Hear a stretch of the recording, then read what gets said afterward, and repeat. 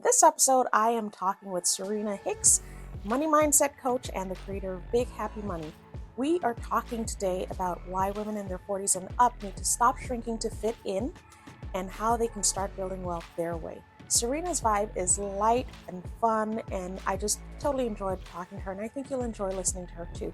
But tune into this episode to find out how she turned bankruptcy into millions and how she used her faith and faith in herself to propel herself forward to success, and how you can do that too. So if you've ever felt weird about money or not fitting in when it comes to money and knowing what to do, then this episode, this conversation is for you. Tune in.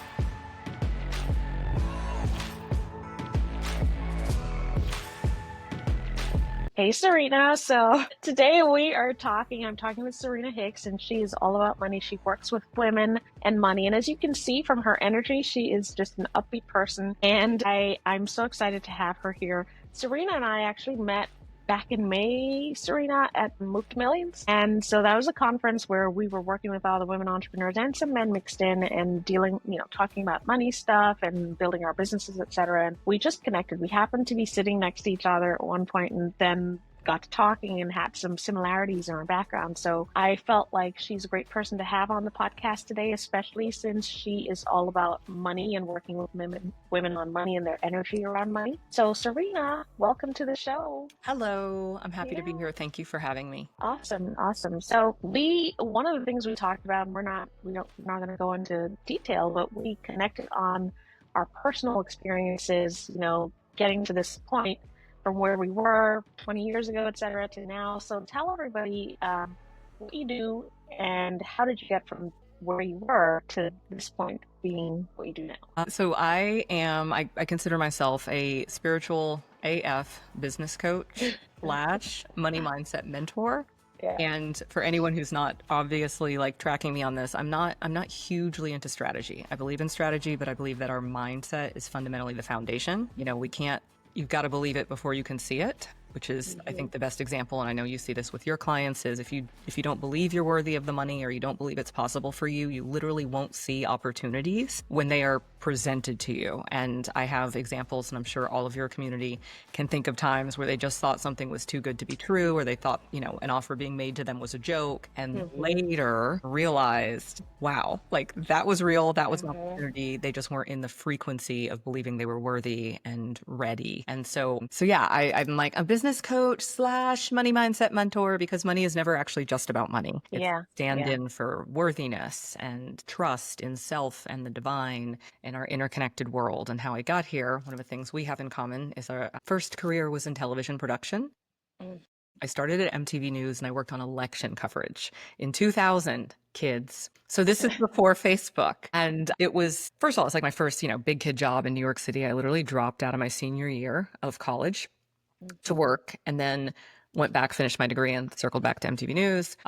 But it's a conversation I've had with my old boss, Betsy Forhan, over the years, is so much of why I'm good at my current job. I started working for her at MTV News, and some of it is just journalism, as far as I'm deeply curious, research, fact checking, these are values of mine, but also in production, and I know you know this, and she was an excellent interviewer. She was always off camera, but you really learn to not just pay attention to what people say, but to what they're not saying. And you really learn to not just read between the lines, but zoom out and see the whole story and see things in context. And that has been helpful for my personal healing journey with money. I filed a bankruptcy in 2008. I lived in New York City. I had a business idea.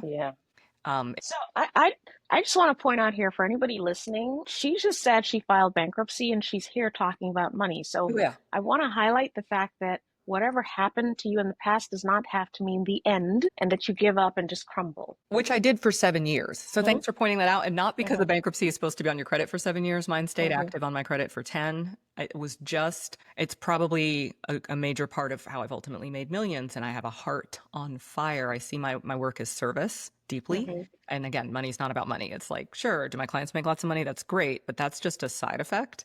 And it's not even the most interesting one. And Mm-hmm. same thing for me. To your point, I just about choked and died on the shame when I filed the Mm-hmm. bankruptcy. And something that Mm-hmm. breaks my heart, it was for $40,000. And I want to be respectful. Like, that's a significant amount of money. And also, But to represent your whole life is worth more than that's $40,000, my right? point.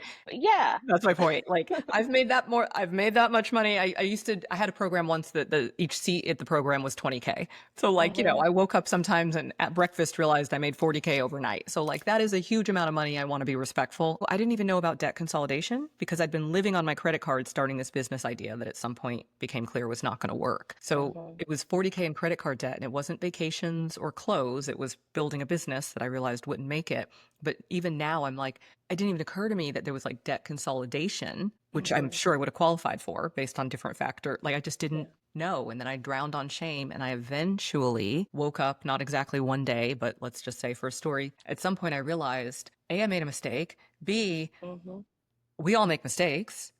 I could tell you how honorable it was me starting a business because no bank would give me a loan, but mostly I'm just like, look, everyone's allowed mistakes. Yeah. Like, it's not a reason to end literally or figuratively Mm-hmm. your life, as you Mm-hmm. pointed out. And then it was this like major reclamation because at some point I started to see it much more from inclusivity as a value of mine. As a woman, as a Black woman, I know I Mm-hmm. present brown, but you guys, I'm Black, half Black. And like, I was like, I couldn't get a loan to save my life. And I had a good business idea. And yes, it failed. But suddenly, instead of seeing it as shameful, I was proud of myself for being scrappy, for throwing Mm-hmm. every resource I had available at that time towards a dream, for running towards that dream, for at some point realizing it's not going to happen. Like that's out. And then for Mm-hmm.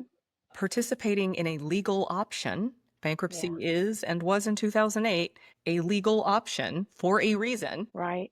And that's the thing, I think you have to give yourself credit. Everything I hear you saying is like you have to give yourself credit for the steps you take. It might not be a perfect step or, the ending step, but it is a step Yes. and you took that step. Yes.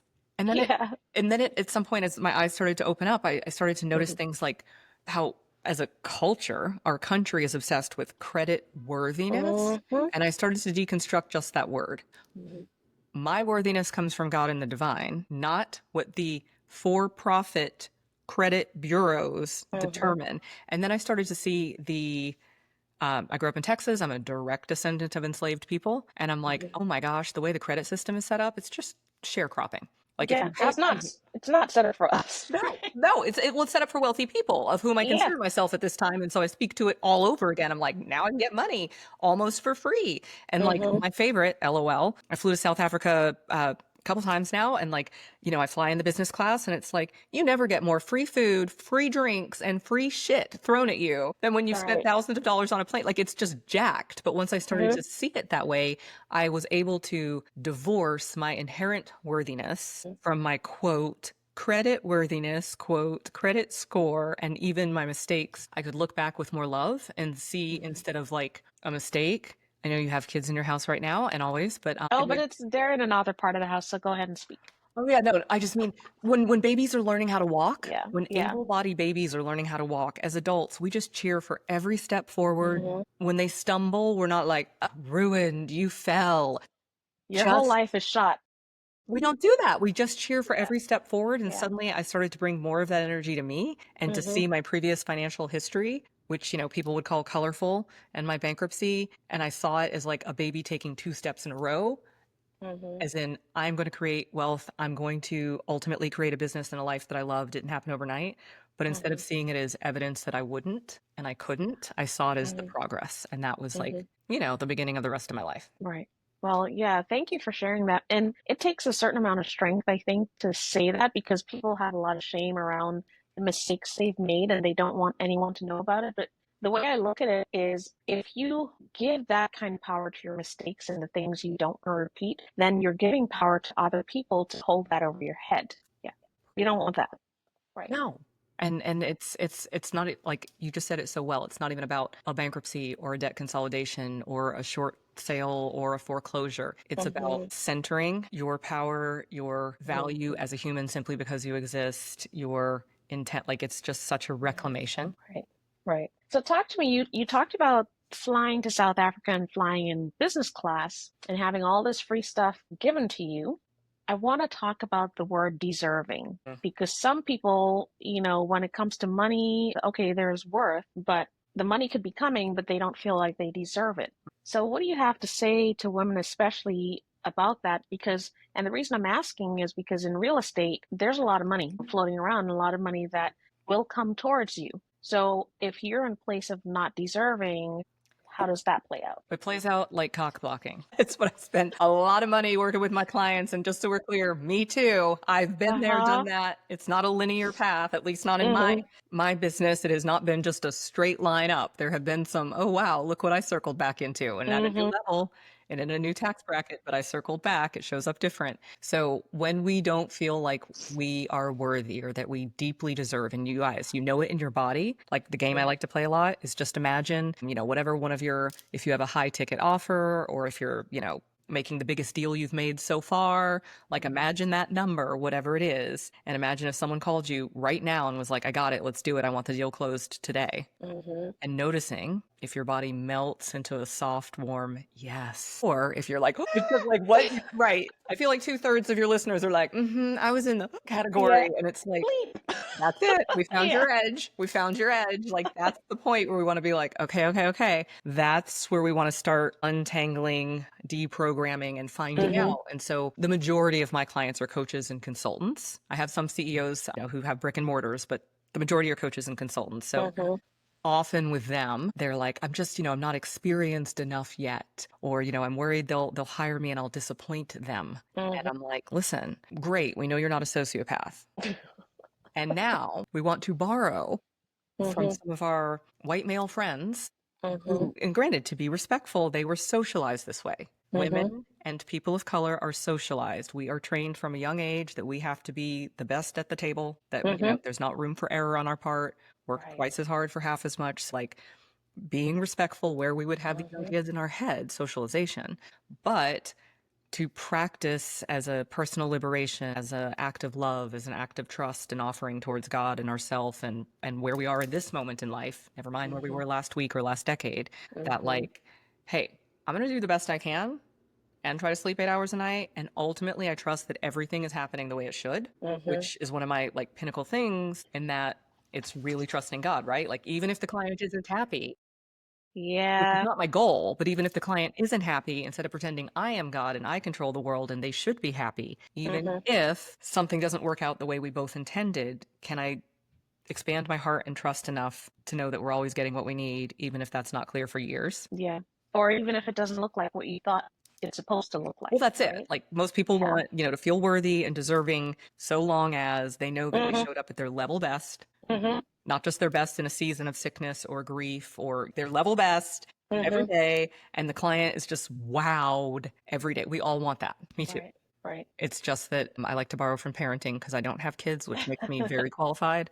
But like, look, every parent wants to be their best parent all day, every day. And then the kid actually shows up with who they are, Right. and your desire goes out the window. It's just that's a fantasy. You're a human, they're a human. Like parenting is is a long game if you're lucky, and like you just do the best you can. Like Right. perfection is a fantasy that the brain offers, but it is literally impossible. Mm-hmm. I was talking to my niece and nephew the other day, and one of them, my daughter probably said, or somebody said, nobody's perfect. And I said, well, actually, you are perfect because there is only one you. So there isn't a wrong Yes. you. Yes. Yeah. So you are perfect. And it was important to me to instill that in their minds too, because the world around them is going to give them things that tells them you're not perfect. You can't make mistakes. You can't do X, Y, Z. And I want them to hold on to that part Yes. And I about literally think perfection. it's a revolution. Like this is where I geek out about money making and feeling deserving and, walking ourselves through our seasons of doubt and walking Mm-hmm. ourselves to our next level. It's like, it's not even about the money. It's about what you just Yeah. demonstrated with your daughter. Every Mm-hmm. time we allow ourselves to make an offer or close a deal for more money than previously, or even just Mm-hmm. normalize a new level of wealth, we are ultimately opting out of the idea that we're not good enough Yeah. for any reason, our Yeah. age, our skin color, our weight, our history, usually a combination. And Mm-hmm. instead, we are All of opting, those things. Yeah. usually, right? I'm like, for me, there's usually 10 things on that list. And instead, we're opting into just the way you described it to your daughter. Like, I'm the only one who Yeah. exists. I'm the one who's in this deal in this moment. Like, I choose to believe this is a divine appointment. I choose Mm-hmm. to believe whatever happens is what is meant to be the highest outcome for all, not just Right. what I think it should look like. Yeah, yeah. And, I want to go back to that idea you talked about trusting. And just for everybody listening, Serena and I are talking and we're talking to each other, and I hope you're getting a lot of value from this. And by the way, if you are getting value, hit the subscribe button so that you can get more of these podcast interviews. But we're talking to you not from the perspective of we figured everything out in life. These are things I'm going to speak for myself here too.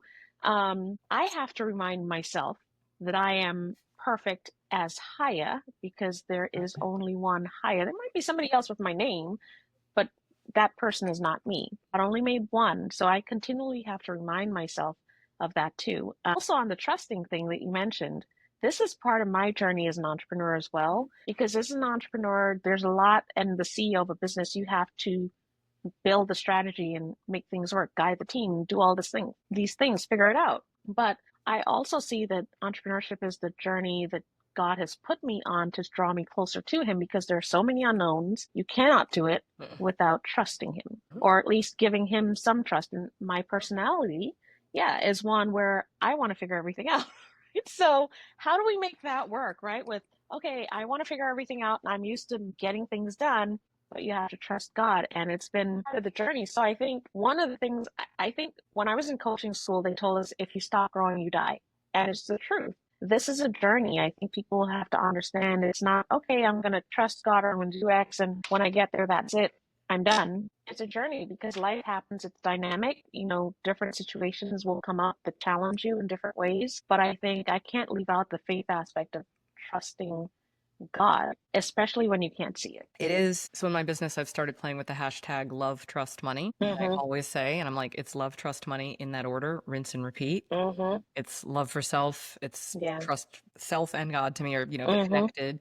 And then the money shows up and then you rinse and repeat. It's love for the humans you serve, clients, however people want to frame it. It's trusting, like we're getting into like a sacred dance and engagement when we work together, and money will follow. It's everything you said. I believe business is a spiritual practice. Yeah, it is. And speaking of love, as a real estate investor, I can work with anybody. And there are a lot of, I'll say it, men in the world in this space, and there's nothing against men in this space, but they will go after just the money thing. But I've reached a point in my life, and this may be a function of being in my 40s as well. I don't know. You tell me if you feel this way too, but I'm like, I don't want to work with anybody that I don't like. No, I can't. It's just, I just don't. And so that aspect of love, it's not that I'm in love with all of my clients, but I have to actually want to work with you and enjoy working with you. It might be a distressing situation that we're dealing with, but I have to like working with you as a person. 100%. I'm glad that you said that, because it's something that I have started to articulate more in my business, because all of my highest earners, and it doesn't matter what their industry is. Again, I've got brick and mortar clients, like all of the big earners, there is love. And it doesn't mean like all day, every day, but like they respect that what they do is a service that enriches the lives of their clients and the community, and that them getting paid for this service is a win-win-win. They are not confused. And it is so fascinating because without fail, I have over the years, I'm almost 6 years in business now, so not that long, but the clients who are struggling with earning, without fail, it's much more transactional. And they don't really, I mean, they're not mean. None of my clients are bad people, but like, they're just like, but I'm trying to get my numbers and they're trying to this. And I'm like, that's the problem. There's not the energetic connection that literally creates magic, strength, creativity. Like, it's like driving a car literally on empty. You can do it for a period of time, but it is not the same. It's just going to stop in the middle of the road. Well, it's exactly like, Yeah. it's just falling apart until it does. And it's like, it's entirely different than having a well-maintained, charged, or fully gassed up vehicle, like night and day. Right. And by the way, for those of you, you mentioned the word like. It's not like it's happy fuzzy every day. I'm married, right? I don't necessarily like my husband every day. He doesn't like me every day. There's some days we get on each other's nerves, but we love each other, and that is what sustains the entire relationship. Exactly. Yeah, and it's the same with anyone you're going to work with, whether you're, doing real estate investing as a wholesaler or you're investing as an investor. You have to overall have love as part of that picture, and then focus on moving forward from there. So, speaking of love, and I think that goes really well with happiness too, you coined the term big happy money. Yeah. Tell us about that and what it means. Okay, so it started actually, I think it's a really fun story. So it started when I was in a long-term relationship and I was going to work with a relationship coach who was in my circle and she's just delightful. So we did a consultation call and ultimately she was like, I think she charged 5K at the time. And I Mm-hmm. was like, I barely have the money, barely did. I was just starting to get my business Mm-hmm. going. And yet it was important to me because I loved, still do, but loved that partner at the time and was like, this is an investment. But I also had this major mastermind that I wanted to invest in coming up and it was 25K. And so I was Mm-hmm. telling her all of this. And she said, all right, we're going to end the consultation because I really like you and I really want to work with you, but I only take happy money. And I was Mm. like, what is this? And so Not Ken, grudging money. right. What? And I mean, I wasn't trying to be rude to her. And to be clear, I wasn't trying to talk her down. The point is, Mm-hmm. she was like, I want to work with you. And I offer this every 6 months. So circle back. I either when you have so much money, it's not a question in your heart, or Mm-hmm. for some reason, if the or if you're in a space relationship wise that like this is your priority, hard stop the end. But she's like, right now, you're sort of choosing between your business and the relationship's not actually bad. And so it's all Mm-hmm. sort of gray area. And she's like, I only take happy money, as in people who are Mm-hmm. happy to pay for my services. And Mm-hmm. you're not happy, but you're not actually happy. So I was Yeah, you're like, not 100% in. right, and not 80. Yeah. Nobody wants to part with Yeah. money, but it was fun. So I got the Ken Honda book, and he writes a book called Happy Money, and I just Mm-hmm. loved the concept. But what was missing for me was the idea. And again, and I love Ken Honda, but like Mm-hmm. I'm a Black woman. And I was really just waking up at that moment to what I think is ultimately like the level of economic oppression that Black and Mm-hmm. brown bodies in the United States and globally, but have experienced. And it is systematic economic oppression. And I was like, hey, I want happy money, but big happy money. Not, Mm-hmm. you get it. Like I want to Not little, just enough. correct. That's Big. exactly it. Not Yeah. just Mm-hmm. enough. And it's Mm-hmm. not about, we're not confused. Money is not God. Money is not love, but money can support your relationship to both of those things. The point being, it Mm-hmm. was this, no, I want big happy money. Mm-hmm. And so Mm-hmm. that's when I started talking about that. The joke is, I didn't end up trademarking Big Happy Money mostly because my lawyers were like, worst idea ever, but also Mm-hmm. because in my client work at some point, I had a lot of clients who everything we just discussed, they wanted it to be love as in fun, like, and happy as in joy filled all day, every day. And I Mm. spent what felt at some point like a disproportionate amount of time attempting to teach just what we discussed. Like as a parent, you love your Yeah. kid 24/7, 365. You do not like them 24/7, 365. And you are happy to be blessed Yeah. with them, but you're not filled with joy happy all day, every day. Like Mm-hmm. a blowout dirty diaper number two while you're exhausted because you also have the flu is not necessarily happy. Joy and Right. yeah. It's worth it. You may do it. So it was this at some point I haven't referred to it. There is a podcast, Big Happy Money, and it's actually funny. I got a Mm-hmm. DM recently. So for your listeners, you can find the Big Happy Money podcast, and I'm not pulling it because people still get Mm-hmm. value from it. But I pumped the brakes on speaking to it directly because it felt like, at least for a season in my life, too many people were disappointed. Almost as if, I love your example of like your husband, as if, people like got married and were like, but I thought I was supposed to be filled with joy Mm-hmm. and the best thing Mm-hmm. ever and perfect love endlessly. And you're like, I mean, you can for sure get that most weeks. Don't Yeah. anticipate that Yeah. 365 days a year. Yeah. Well, I think that's the thing about expectation too. When people hire someone and they engage with someone who's going to mentor them, they're putting a whole lot of the onus of doing the work on that person. And that is not how it goes. I think I've ironed that out at this point in Yeah. my business, Yeah. to your point, but it took me a couple of years to iron it out. Part of my story and my trajectory was I didn't hire that coach at that time. I ended up in the business thing. My business took off, boomed. I started talking about Big Happy Money. But like when I hired my very first coach, I Mm-hmm. was dead broke. My older brother had Mm-hmm. passed away. He was 47. I was 40. He died of cancer Mm-hmm. 13 months after diagnosis. I'd just been pushed out of my last corporate job. I'd been wanting to leave, but I was living paycheck to paycheck. So I Yeah. was too scared. And as we've said, like, God will help you. Oh yeah, he'll kick you right out there. You let me take away your excuses, right? I could just hear Yeah. like the angels were like, she's not moving. Like, we have talked to No, we gotta do her. something else. We've sent her the inspiration. Like, she needs to go. So I was Mm-hmm. hashtag blessed and kicked out of my job with no severance. And I'd been living paycheck to paycheck. And then my brother died literally 2 weeks to the day after I was removed. So I spent a lot of time drinking cheap Apothic red wine from Target and really asking myself, how did I get here? Because I It was like, served the purpose at the time, right?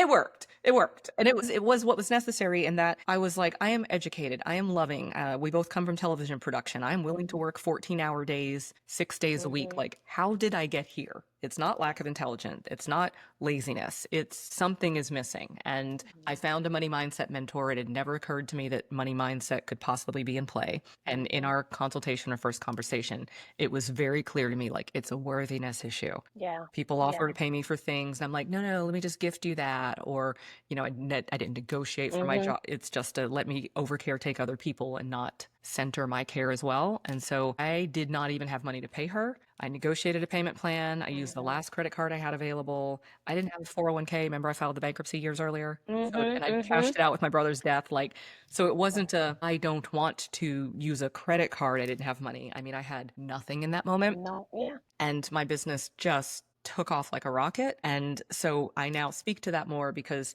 a part of my story, I think some clients heard it and they just thought like, her coach sprinkled magic on her or Serena sprinkles magic on people. And I'm like, well, there was magic, but I chose to engage with her. Like when I hired her, it wasn't she will save me. It was I could use a guide and I'm going to bet on myself. And I see her as the right guide for me, but I did not give my power away. And you're exactly right. Like that's an interesting opportunity for everyone when they hire a mentor or a coach to do so from the place of they are betting on themselves and they are choosing this guide, this coach, this mentor as their partner, their chosen leader, but also with the same energy as say King Arthur and his round table. Yeah. These were his chosen, trusted people, but he was still King Arthur. Yeah. He was not victim. And he's King Arthur, and all of those chosen people were chosen people because of something they already had inside of them. He didn't give it to them. Correct. So, correct. Like conscious choice all around. Conscious and like authentic power, if you will, true power, not power over, but like really sourcing. So yeah, that was a season. That was a fun season. But I think at this point I've gotten really good at articulating like I see your power, and if you don't, I'm happy to reflect it back to you. But like, I don't sprinkle magic, and also I have a no refunds policy that I'm really proud of as a woman in business.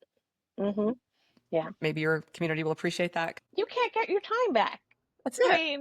That's it. That's exactly it. And also, in my little world in the coaching industry, there was a season where people were throwing fits and demanding refunds all the time and like blaming coaches. And they would say things like, that person tricked me into a $20,000 engagement or a $1,000 engagement. And I love that you're in real estate because I was like, does anyone have the audacity to say the real estate agent forced them to buy that property? Yeah, but then, I would flip that around and say, well, now what does that say about you? Well, that's if you allowed yourself to be tricked out of that much money, then what does that say? Nobody would blame the real estate agent. She forced me to buy a $100,000 house I didn't even like. Like, we know better. I'm like, this is just basic lack of responsibility. Like, I have made purchasing mistakes, but I'm willing to label it that way. Yeah, own it. I did that. Own it. Like, I wanted to believe and someone told me something or whatever the deal is, but exactly, it's the ownership as opposed to like, and also I want to be respectful because I have a client who's currently getting out of a contract with an agency that did not fulfill, like, hey, sometimes people fail to fulfill their contract and you are allowed to hold them accountable. Right. But there is a large difference between not showing up for meetings, not delivering deliverables versus I just decided I didn't feel like it anymore. Yeah. And that's one of the things too, again, at this stage of life, I'm like, I'm not going to deal with it. Just not. Nope. No. And look, I have a kid, I have nieces and nephews. That's enough. I don't need more kids who are in adult bodies, And then just to give an example, my nephew, he is adorable. He's tiny. So he's fully capable of walking. He's almost 5, right? But he just loves being picked up. And I would love to pick him up because he's so cute. He's like, Auntie, pick me up. I'm like, no, you've got 2 feet. I want you to walk on. I want you to get accustomed to your own strength, and to use that strength. So, it's little things, and I think adults need that kind of nudging as well. So there are many women in their 40s who are still unlearning the idea that money equals worth. How do they start breaking up with that idea? I think it's just a conscious choice. And at least for me, the way my brain works, and one of the things I teach my clients is just to look for evidence. Because I think it's sort of gaslighty to just tell ourselves, I'm worthy. Well, we know that here. But to integrate it into our embodied energy system and being, it's just gaslighty to just say it. So I mean, I still do this, as I said, every level. It's a whole new situation. I look for examples. So my youngest niece is 3.5 and beyond precious and has a disease with her intestines that has involved a lot of surgeries and a colonoscopy bag. And like, she's just my favorite example because she is perfect. Because there's one of her, and we are grateful and privileged that she is currently alive and on this planet. Hard stop, the end. And yet I can see my adult brain, if, my parents had to take off work all the time and another surgery and colonoscopy bag, I'd have all this like, no, I take up so much space. And yet I'm like, nobody gave her the memo, which is part of the perfection and beauty of her. Like, she just Yeah, knows that she's here kids. to be loved. And you need to clean her poop bag. Well, thank you for doing it. Like, it's just, she's just the model of love Yeah. and connection and receiving and no drama. And so, like, since she's been on this planet, that's one of the first places my brain goes to. And then it's like, finding an adult and, an example, and just, brains are 2 million-year-old machines, effectively, that are meant to keep us alive, not surviving. And I take comfort in that memory because it's like, look, it's all just basic neurology, and we get into habits from socialization, from movies, from lots of reasons. We're all smart people, but the habit of playing ourselves down or sacrificing ourselves in the name of earning love, approval, or appreciation from other people, it's just a habit. And for me, it's like revolutionary, as in, I think it's a part of us creating the world we want to leave for our kids and nieces and nephews, is to be like, okay, I'm opting out of the matrix and giving myself love, approval, and appreciation. And I think I want to offer, often it starts by feeling heady and then it becomes an embodied event. An example I gave a client just a few hours ago as a reminder, she and I are both right-handed humans with functional left hands. And I'm like, look, you write with your left hand, it feels funky. It's possible, but if we like both decided we're going to be left-handed, it may take us years To before write like the right. correct, like years, and it would feel funky, but it's also like, it's just because of neurology. It's just not a well-worn neurological pathway. So I offer that when it's like, how do I give myself permission to make more money? It's a practice. Like, respecting it's a practice, not saying nice things to yourself for 3 days in a row and then saying it didn't work. Right. Yeah. Give it 30 years and tell me how it went. In the meantime, it doesn't have to take a long time. Like, I just seeing it as, I'm sure many people in your community have read the book that I have not finished, but Atomic Habits, or, books Yeah, like that, I where it's also like, haven't finished it. okay, I feel better, but it's like, it's just the little things. It's just habits. Like, it's not deep. Like, we feel like it's this major metaphysical, and it's like, put yourself in rooms with people who choose to see themselves as worthy, create connections, listen to podcasts, listen to YouTube channels. Like, it's just intentional nourishment in, normalization of, and also creating safety. We are pack animals by design, humans. So when we choose to associate and connect with people who choose to see their inherent worthiness and pursue business and create generational wealth, they don't make, pick one. Then like normalizing that as safe in our nervous system, as opposed to just reading a book about what other people do. It's like, nope, Right. we are giving ourselves a lived experience of, this is acceptable, we belong, this too is valuable. Right.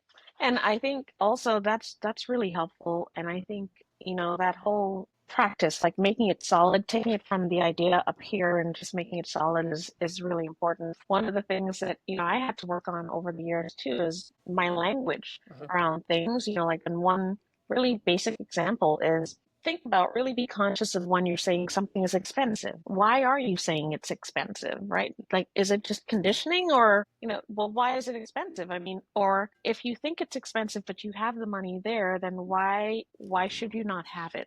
It's like really not doing things by rote, but actually being intentional and conscious of why.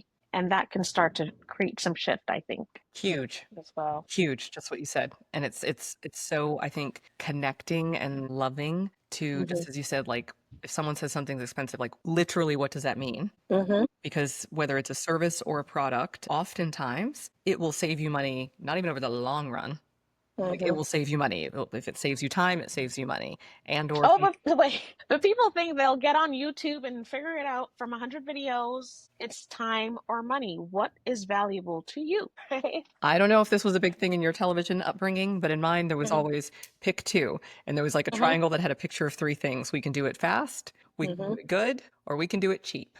And they were always like, pick two. We can do it fast and we can do it good. It won't be cheap. We can do it fast and we can do it cheap. It won't be good. Won't be good. We can do it cheap Yeah. and we can do it good, but it Good, but it won't be won't be. fast. Like it was this like I was raised on that, and I'm like, it's true. And like money provides investments. And back to my example of my first coach, like I, according to social norms, did not have the money for that. And Mm-hmm. yet I remember thinking, I do not have the money to not Mm-hmm. prioritize and solve for and build a foundation where I like Mm-hmm.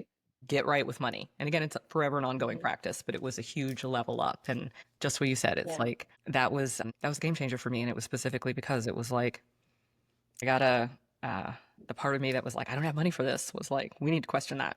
I don't Mm-hmm. have Mm-hmm. money to not do this. Yeah, or what you're really saying is, I don't have money for me because this is something that you felt you needed for you. Oh, So I you're did.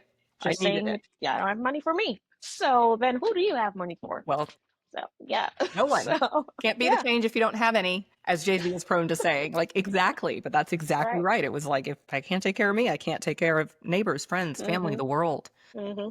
Yeah. So what would you say to someone, women listening, they're thinking, oh, I need to have a whole bunch of bank to get into real estate investing, or I have the money and I'm having jitters around it because it's money, it's investing in something. How do they start to get through that? I think that's two different questions. So I want to start with the ladies Mm-hmm. who are like, oh, I totally would, but I don't have the money. So then Mm-hmm. I would offer the obstacle is the way. Like, you need to find the money to get in. Because what I'm hearing, it's giving the same energy of like, I'll start the diet on Monday. Like, it's just a like, Which Monday?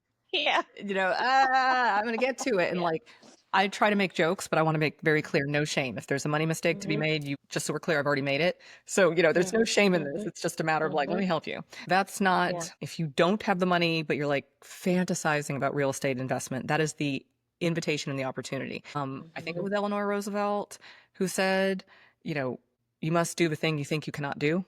And I Mm-hmm. stand loud and proud on that one, as in Mm-hmm. whether it's asking family to loan you money and not from a place of desperation, from a place of power, whether it's calling 10 Mm-hmm. different family members being like, I need to borrow 5K and I need a 5K or 5-year plan repay, to pull up your Mm-hmm. 50K nut, whatever it is to get started, like whatever it is, like that is the invitation to step into your next era Mm-hmm. Yeah. about taking charge of the circumstances that currently take charge of you. And for the ladies, who I suspect are the majority of your audience, who, are like, I totally have the money, but I have jitters. Of course you have jitters. This is absolutely about choosing to believe things could work out, choosing to believe it could be so easy that you invest, and I'm going to put easy in air quotes, but ultimately, like, don't have to like white knuckle earn every dollar. That Mm-hmm. you could Mm-hmm. invest and it could enrich other people and families and businesses and come back to you. Yeah. So it's, if you're afraid, we always want to slow down. And there's so much like literacy with our own body, Mm-hmm. because fear, a lot of people make fear be a red light. And I'm like, fear can be a Yeah. big green light if you're Mm-hmm. open to the opportunity, but like there's no manual. You Mm-hmm. gotta like really be literate in self to be able to be like, oh, of course I'm afraid. This is my Yeah. next level of expansion and love and generosity and prosperity. Or, sometimes fear means no, but Mm-hmm. I would invite them, if they're considering it, to have a conversation with you. And also, hi, I love the work that I do because it's like money is never about money. And Yeah. like it's the self literacy and the discernment to be able to start to see, like, oh, of course I was feeling jittery investing. I knew Yeah. it would change Well, it's everything. something new. I mean, well, to be honest though, when you met the person that you really liked and you ended up with, right? Didn't you have jitters at the beginning, Terrified. probably? Right? I didn't have Yeah. the money. I remember she was 5 minutes late for our first session on Zoom, Mm-hmm. and she like lived in another country. And Mm-hmm. I'd like logged in 5 minutes early. And I remember thinking, Oh no, she changed her mind. I was like, she's a snake oil salesman. I come from a family who are like, coaches are snake oil salesmen. And Mm-hmm. so I was like, oh my God, I've sent money via Mm-hmm. PayPal. This person's not going to show up. I literally don't have another penny. And like, right as I was about to start like shame spiraling and freaking out, she's like, hello, and shows up on Zoom and we begin our work. Okay. Awesome. Well, speaking of coaches, I think you said you were closing the Boom Boom Room, right? I did. Yeah. So what are you working on now, So and there's how do people connect Thank with you. you? There's two ways that people can work with me. So I would suggest I spend a lot of time on Instagram, Facebook, LinkedIn. My name is Serena Hicks. If you know the tennis player Serena, it's the same spelling, Serenahicks. There's my website. Always just go to my website, you guys. You can find everything I do on my website. I am focusing right now on private coaching. It's one of my favorite things, specifically because there's just richness when we go deep, and like whatever it is, my clients are like, here's my issue. By session 3, they're like, I did not know this was my issue. And I'm like, you're welcome. This is what I do. Like we go deep. I dare to say it is a reclamation and just a deeply healing. And oh yay, my clients generally make more money and like feel better about the money they have and just generally relax. So, private coaching. And then I'm opening in September of 2025. So if you're listening to this, it's the very first cohort of a 6-month mastermind group that I'm calling Enriched, because I want people to feel and be enriched by their business in every way, financially, emotionally. Like, we're not going to center our life around our business. Nobody be confused. But as we discussed, loving and seeing that your work enriches other people's lives. Right. And also letting it enrich your life, and not just in like, I pay people, that's good. Truly the 360 experience of being enriched and seeing how it adds enrichment to the planet, which, good time for that right now. Good time. Yep. Good. Never been a better time. Very good time for that. Never been a better time. Right. Well, I love that. And I hope you ladies do reach out, because it's not that I am perfect for everybody or you're perfect for everybody, but you've got 2 resources here to help you, in this area. So I hope you do reach out. As we close this out, because this is the More for Women podcast, what does more look like for you? More is less for me lately. And so I love that you asked that, because I'm like, more is less. This season of my life, and I know that because we've talked about all different things, but like, I feel like today is day 2 of a metamorphosis in my life, not just like a transformation, just I am a different human now. And the reason I closed like the previous group program, like, it was doing just fine. It was just fundamentally complete for me. And so when I say like more is less for me right now, it's just, oh my God, better example. Remember that boss, Betsy Forehand from MTV News, who we love forever? Y'all, Betsy's so fun. She taught me, the girl showed up from Texas enjoying things like Hershey bars. She taught me, living her New York City life from Connecticut, the magic of artisanal chocolate. Oh, yes. And with truffles and all that stuff. Like, I will still eat an M&M all day. Like, I am too good for no thing, just so we're clear. But like, it changed my life, because I remember she taught me, and she wasn't trying to teach me, but like, I could have 3 bites of phenomenal chocolate and be satisfied. And I'm like, I'm 47, so I grew up trying to like eat low-fat 3 Musketeers bullshit and pretend I was satisfied, and I wasn't. And so like, it changed my life to comprehend, instead of eating a 3 Musketeers low-fat bar that I did not actually enjoy and attempting to tell myself I was satisfied, get the artisanal chocolate, and like, sometimes literally 2 bites deeply satisfies and nourishes. And that's where I feel like more right now in my life is like that which deeply satisfies and nourishes. More than, anything else. More stuff.